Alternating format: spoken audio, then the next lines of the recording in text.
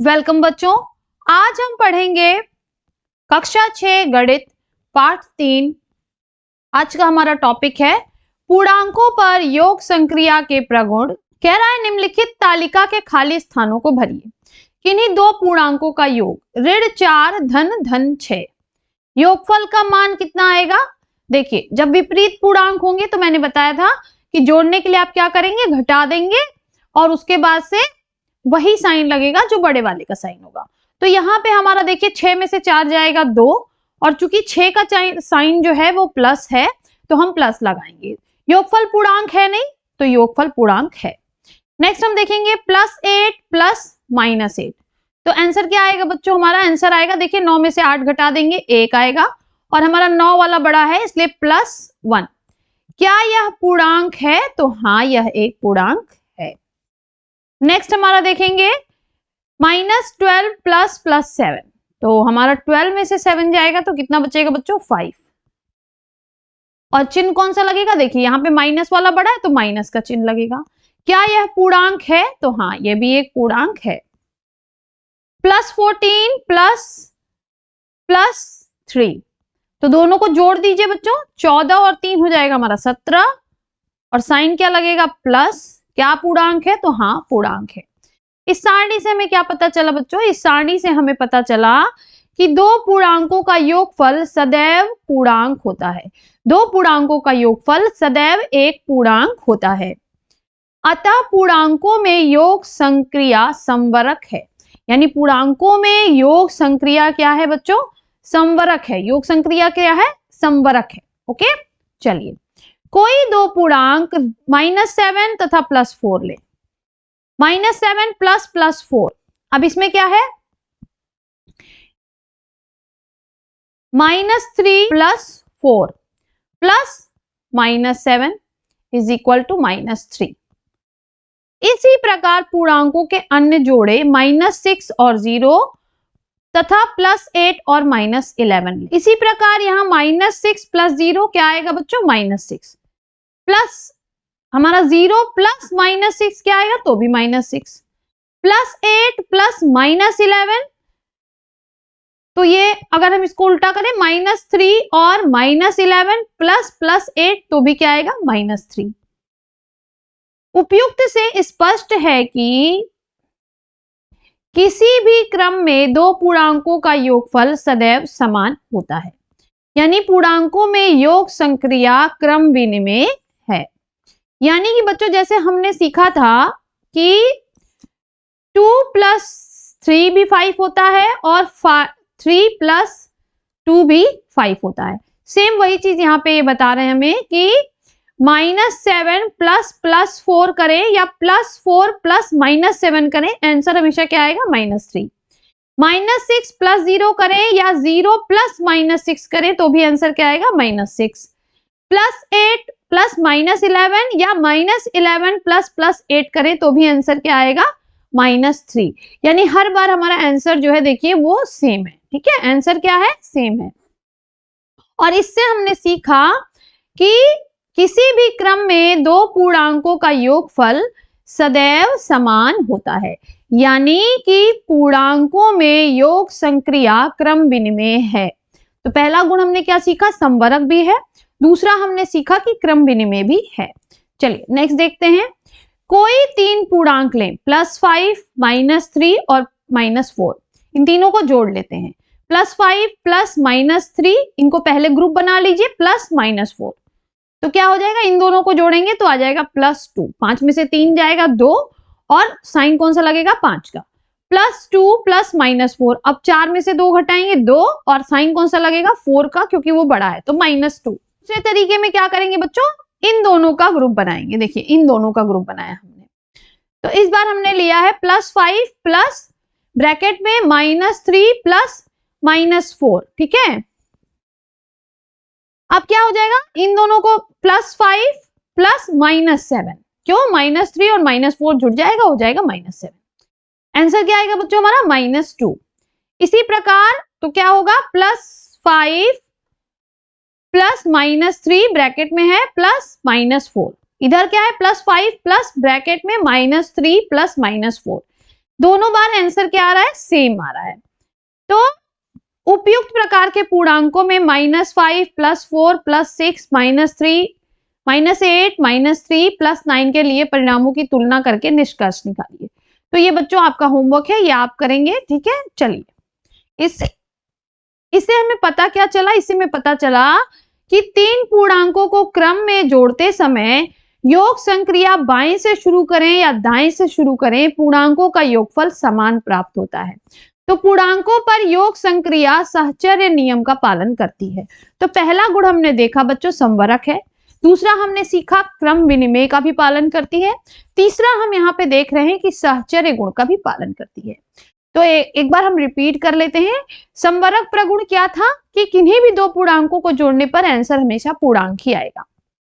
इसी तरह हमारा क्रम विनिमय गुण क्या था कि अगर हम संख्याओं का क्रम आपस में बदल दें और उन्हें जोड़ें तो उससे भी आंसर पे कोई फर्क नहीं पड़ेगा। तीसरा है हमारा साहचर्य गुण, यानी 3 संख्याओं को जोड़ते समय यदि हम किन्हीं 2 संख्याओं का ग्रुप बना लें तो भी योगफल पर भी कोई भी प्रभाव नहीं पड़ता है। चलिए नेक्स्ट देखते हैं। देखिए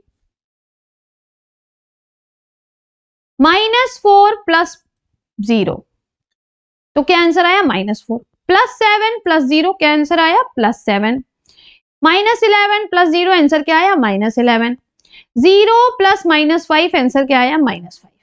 तो इस प्रकार हम देख रहे हैं कि प्रत्येक पूर्णांक का शून्य के साथ योगफल उसी पूर्णांक के समान होता है। इसी कारण शून्य योग संक्रिया का तत्समयक अवयव यानी आइडेंटिटी एलिमेंट है। तो शून्य क्या है, पूर्णांकों के लिए योग संक्रिया का तत्समयक अवयव है। आई होप आपको क्लियर हो गया होगा। शून्य जोड़ने से पूर्णांकों पर कोई भी प्रभाव नहीं पड़ता है। इसके जो डिटेल वीडियोस हैं बच्चों, जो हमने पूर्ण संख्या पढ़ा था, तो उसमें हमने ये सारे प्रगुण बहुत अच्छे से समझे थे। अगर आपको यहाँ नहीं समझ में आ रहा है तो आप वो वीडियो पहले देख लें, तो यहाँ पे फिर आपको क्लियरली पूरा समझ में आ जाएगा बच्चों। चलिए आगे देखते हैं। पूर्ण संख्याओं में हम जानते हैं कि प्रत्येक पूर्ण संख्या में 1 जोड़ने पर उसका अनुवर्ती प्राप्त होता है, परंतु शून्य किसी पूर्ण संख्या का अनुवर्ती नहीं है। पूर्णांकों में इसी प्रकार प्रत्येक पूर्णांक में 1 जोड़कर उसका अनुवर्ती प्राप्त करते हैं। उदाहरणतः -5 + 4 = -4, इसलिए -4 पूर्णांक -5 का अनुवर्ती है। चूंकि -1 + 1 = 0, इस प्रकार -1 पूर्णांक का अनुवर्ती शून्य है। उपयुक्त से स्पष्ट है कि प्रत्येक पूर्णांक का अनुवर्ती होता है, यह उस पूर्णांक में 1 जोड़कर प्राप्त किया जाता है। चाहे कोई भी पूर्णांक ले लीजिए बच्चों, अगर हम उसमें 1 जोड़ेंगे तो उसकी अनुवर्ती पूर्णांक हमें प्राप्त हो जाएगा। इसी प्रगुण के आधार पर हम निष्कर्ष निकालते हैं कि सबसे बड़े पूर्णांक का अस्तित्व नहीं है और सबसे छोटा पूर्णांक भी नहीं होता है। बताएं क्यों? क्योंकि हम चाहे जितना घटाते जाएं उससे छोटा हमें मिलता जाएगा, जबकि पूर्ण संख्या में सबसे छोटी पूर्ण संख्या क्या थी, 0, और सबसे छोटी प्राकृतिक संख्या क्या है, 1। लेकिन पूर्णांकों में ऐसा नहीं है। पूर्णांकों में कोई भी पूर्णांक सबसे छोटा नहीं होता है।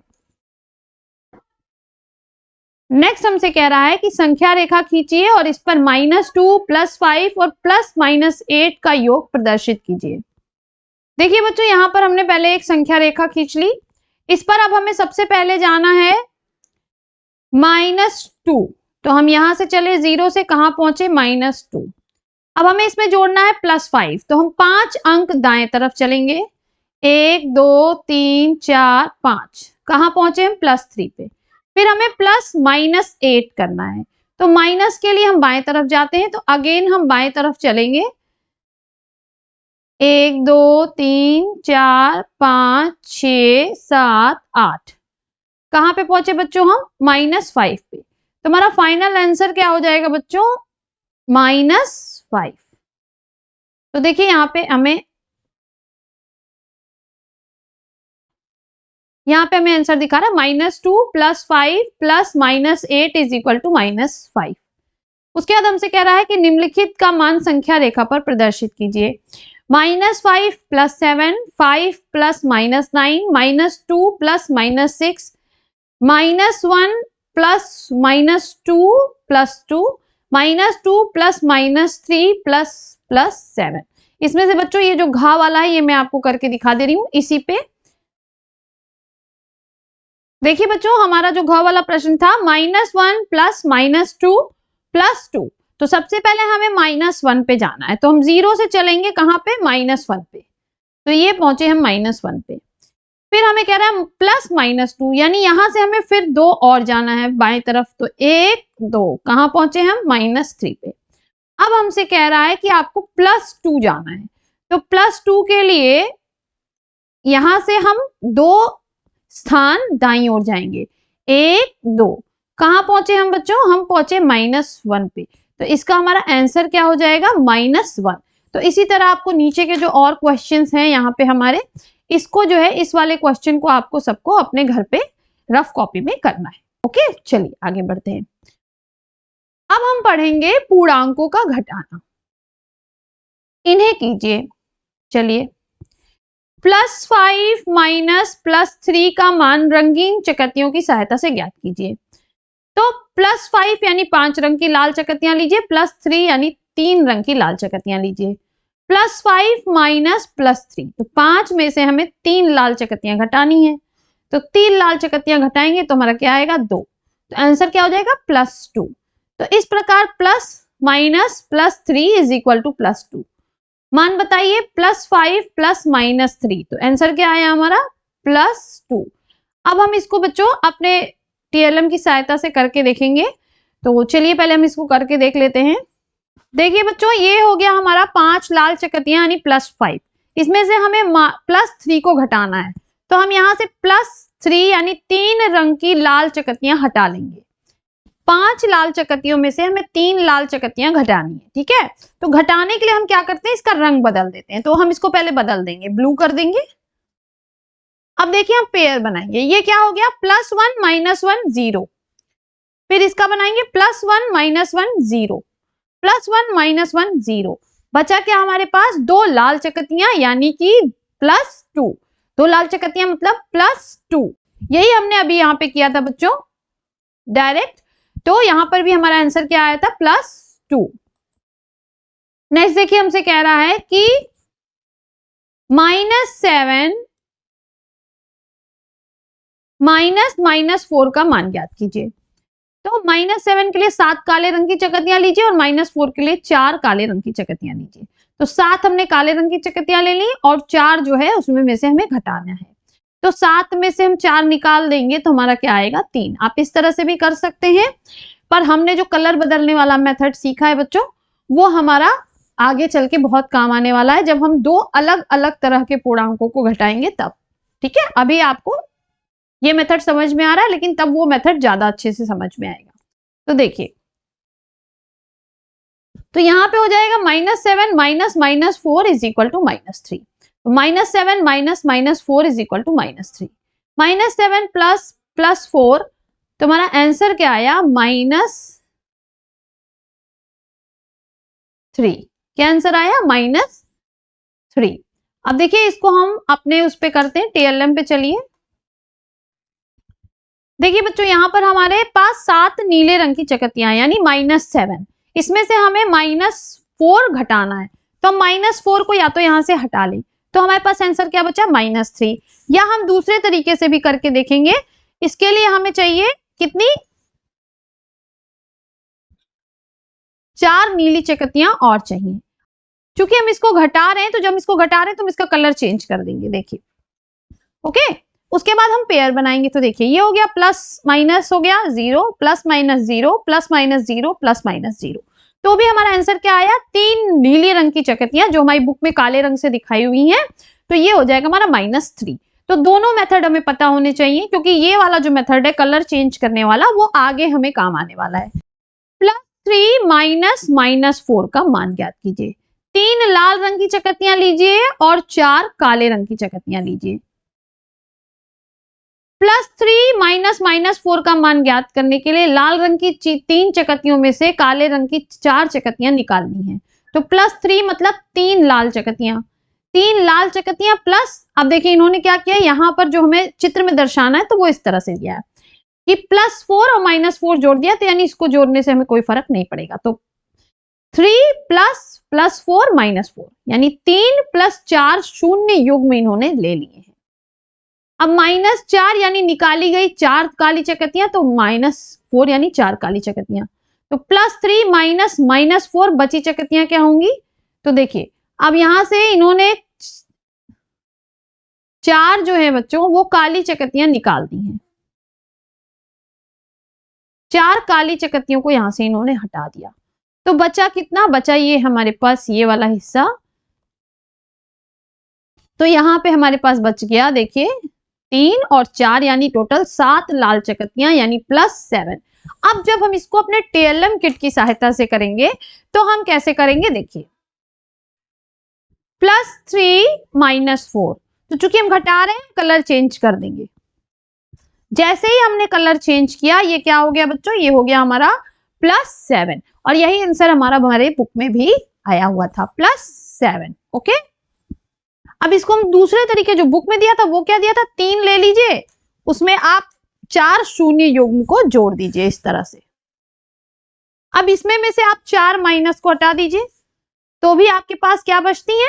7 लाल चकतियां बचती है यानी +7। आप दोनों मेथड में से कोई भी मेथड जो आपको इजी लगे वो यूज कर सकते हैं। इस प्रकार +3 -4 इज इक्वल टू +7। तो +3 +4 इज इक्वल टू +7। नेक्स्ट कह रहा है -2 -5 का मान ज्ञात कीजिए। यहां पर 2 काले रंग की चकतियां हमने ली हैं और उसके साथ हमने 3 शून्य युग्म को भी ले लिया है। -5 काले रंग की 5 चकतियां हमने ली हुई हैं। अब -2 -5 का मतलब काले रंग की 2 चकतियों में से काले रंग की 5 चकतियां घटानी है। तो यहाँ पे देखिए ये जो है हमारा ये इसको खत्म कर देगा। तो हमारे पास क्या बचेगा बच्चों? तो हमारे पास बचेगा 3 लाल रंग की चकतियां यानी +3। तो -2 -5 इज इक्वल टू +3 और इसका उल्टा अगर हम करें -2 +5 तो भी +3 आता है। तो कह रहा है कि इस प्रकार किसी पूर्णांक से दूसरे पूर्णांक को घटाने को पहले पूर्णांक में दूसरे पूर्णांक के योगात्मक प्रतिलोम के योग द्वारा भी व्यक्त कर सकते हैं। यानी अगर हमें -2 में से -5 करना है तो -2 में अगर +5 भी जोड़ दें तो भी आंसर सेम ही आएगा बच्चों। तो यही यहाँ पर हमें बताने की कोशिश कर रहा है। फिर नेक्स्ट कह रहा है कि समान चिन्हों के पूर्णांक, तो इनके मान ज्ञात कीजिए। तो देखिए +4 -+2, तो मैंने आपको शॉर्टकट पहले ही सिखा दिया है। तो जब सेम साइन होंगे तो आप बस घटा दीजिए। तो 4 में से 2 गया, क्या आ जाएगा? +2। यहाँ पे -5 -3। अब उसके बाद से -5 में से तो 5 में से 3 पहले आप घटा दीजिए तो आपका क्या आंसर आ जाएगा? 2। साइन कौन लगेगा? जो बड़ा वाला होगा, तो -2। यहाँ पे +6 -+3, तो 6 में से 3 गया 3, साइन कौन सा लगेगा? 6 का। यहाँ पे +6 -+4, तो यहाँ पे 6 में से 4 जाएगा 2, साइन कौन सा लगेगा? प्लस। -5 -+4, तो यहाँ पे 1 आएगा, साइन कौन सा लगेगा? प्लस। यहाँ पे हमारा है +3 -+5, तो 5 में से 2 घटेगा बच्चों तो भी आंसर हमारा आएगा प्लस।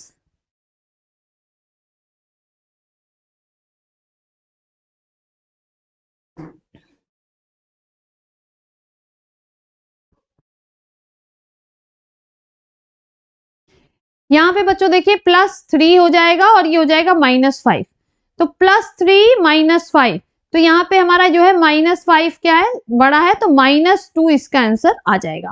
नेक्स्ट हमारा कह रहा है -6 -6, -4 -6, तो देखिए ये हो जाएगा -4, ब्रैकेट हम खोलेंगे तो +6, तो यहाँ पे हमारा 6 बड़ा है, आंसर क्या आएगा? इन दोनों का डिफरेंस 2 यानी +2। यहाँ पे +2 -+3, तो ये हो जाएगा हमारा +2 -3 इज इक्वल टू आंसर आएगा 3 में से 2 घटा दीजिए 1 और साइन कौन सा लगेगा? माइनस का। इसी तरह यहाँ पे -3 -4, तो ये हो जाएगा -3 +4, आंसर क्या आएगा? 1 आएगा और +1।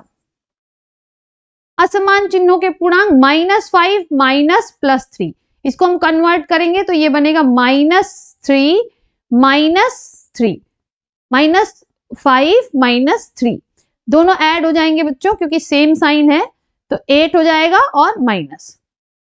यहाँ पे +4 -2, अब यहाँ पे क्या हो जाएगा, ये +4 रहेगा, माइनस का माइनस में मल्टीप्लाई होगा तो ये हो जाएगा +2।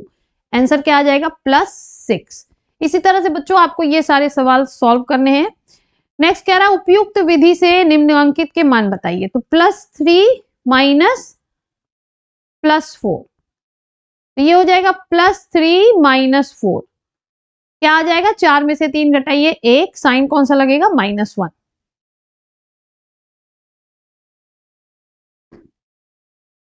नेक्स्ट हमसे कह रहा है संख्या रेखा की सहायता से पूर्णांकों को घटाना।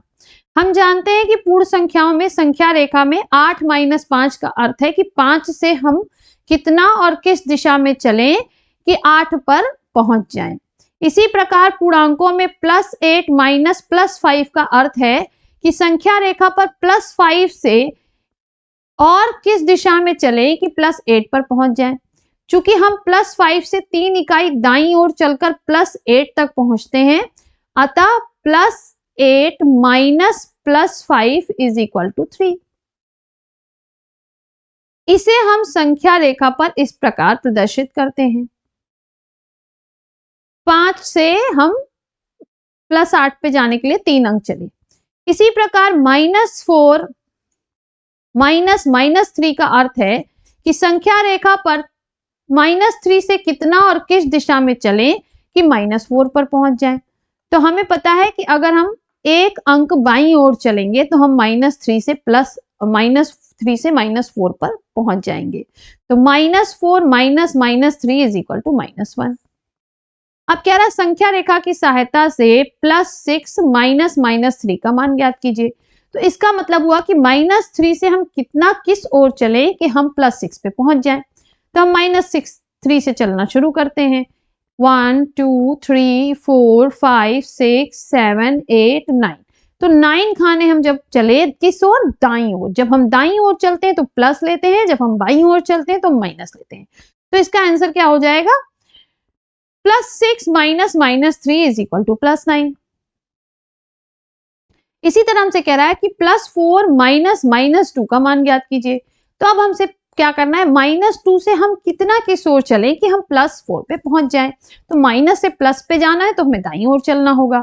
-2 से हम चले 1 2 3 4 5 6 खाने चलने पे हम +4 पे पहुंच रहे हैं। दाईं ओर चल रहे हैं इसीलिए हम +6 लेंगे। तो +4 माइनस -2 इज इक्वल टू +6। इसी तरह से -3 माइनस +4 का मान ज्ञात कीजिए। अब ये हमें कह रहा है कि +4 से हम कितना किस ओर चलें कि हम -3 पे पहुंचे। तो +4 से हम चलते हैं, अब माइनस की तरफ जाना है तो बाईं ओर जाएंगे। तो 1 2 3 4 5 6 7 7 इकाई बाईं ओर चलने पर हम -3 पे पहुंच गए।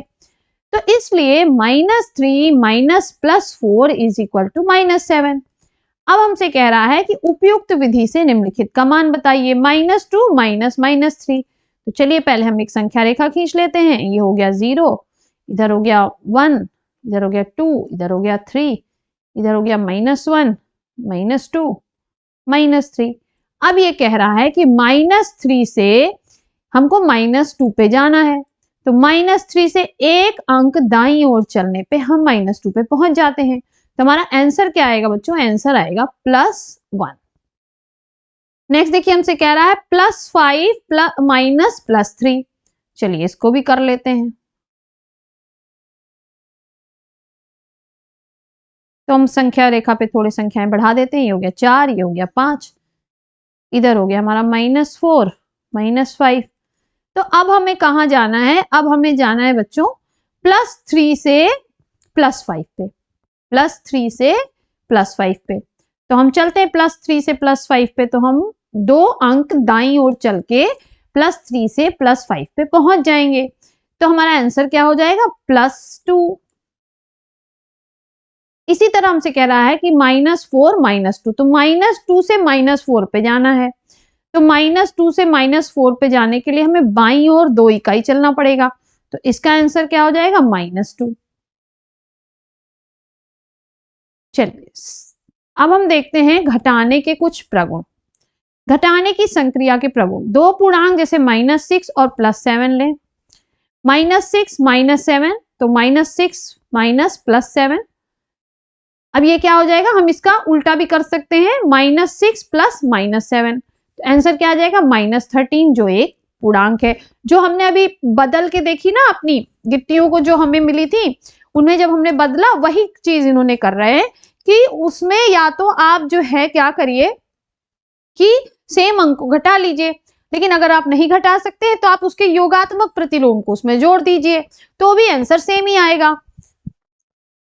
इस प्रकार पूर्णांकों के अन्य दो जोड़े जैसे -8 और -3, 6 और 4 को लीजिए, तो देखिए -8 माइनस -3, या हम इसको लिख सकते हैं -8 प्लस +3।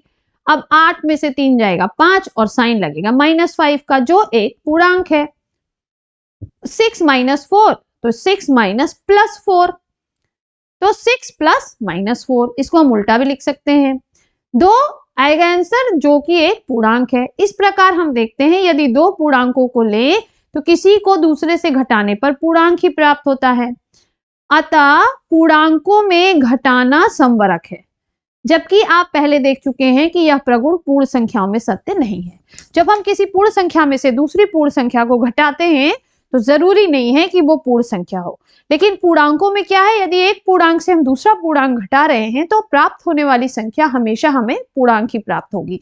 अतः पूर्णांकों में घटाने की संक्रिया जो है वो संवरक है। इसी तरह से पूर्णांकों में शून्य का पूर्ववर्ती -1 है। पूर्ण संख्याओं में शून्य का पूर्ववर्ती नहीं होता है। पूर्णांकों में घटाने की संक्रिया क्रम विनिमय का पालन नहीं करती है। यह ठीक इसी प्रकार से पूर्ण संख्याओं में भी सत्य है, और यह चीज हमने पूर्ण संख्याओं में देखी थी। किसी पूर्णांक से शून्य घटाने पर पूर्णांक वही संख्या होती है। -6 - 0 इज ऑलवेज -6। तो हमेशा किसी भी पूर्णांक से अगर हम शून्य घटाते हैं तो हमें वही पूर्णांक प्राप्त होता है।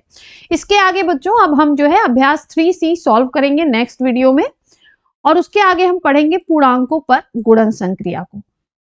ओके, तब तक के लिए पढ़ते रहिए, आगे बढ़ते रहिए। बाय बाय बच्चों।